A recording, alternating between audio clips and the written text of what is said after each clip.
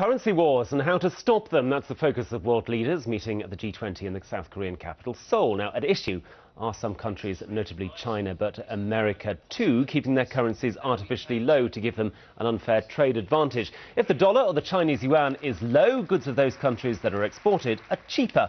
Finding an equitable solution, however, to that. And the issue of big trade imbalances is the goal, but that's certainly not a guarantee of any broad agreement. Mark Thompson is senior commercial dealer at Global Reach Partners. Good to see you. Thanks for joining us today. Now, before we go on, there's all these world leaders meeting in a faraway country talking about the dollar, talking about the yuan. Why should we worry about currencies here in rainy old Britain? Well, currencies are very important for the health of the global economy, and it's vital that both the US and China do come away from this concept of trying to devalue their currency. That could be seen to derail the recovery that we're seeing at the moment. Because that's the issue, certainly for many people in America, that China keeps its currency artificially low, considerably low, to make its exports so much cheaper in places like Britain, in America, in Europe. Absolutely. I think it's in every country's interest, fundamentally, to keep their currency weak to encourage exports. But if everyone's trying to do it at the same time, then we just end up in an unholy mess. And we have a danger of that happening at the moment. America are taking the line that they're not doing that.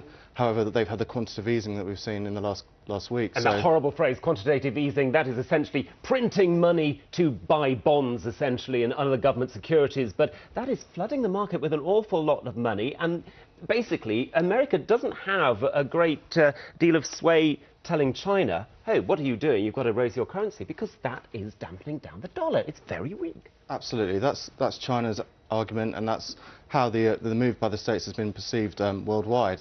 Ultimately, you can't claim to be pursuing a non-weakening policy when you are, in fact, flooding the market with more dollars. So that's the issue at stake here.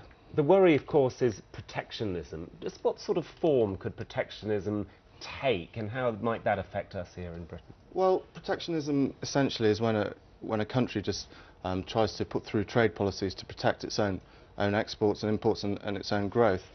We have protectionism on different scales around the world, but the worry is that the policy itself of devaluing currency is in fact protectionist, and we want to see a move away from that. Very, very briefly, a deal in the next couple of days? That's what the markets are hoping for. If we get that, that's going to be good news all round. Really good to talk to you, Mark Thompson. Thanks for coming in. Thank you.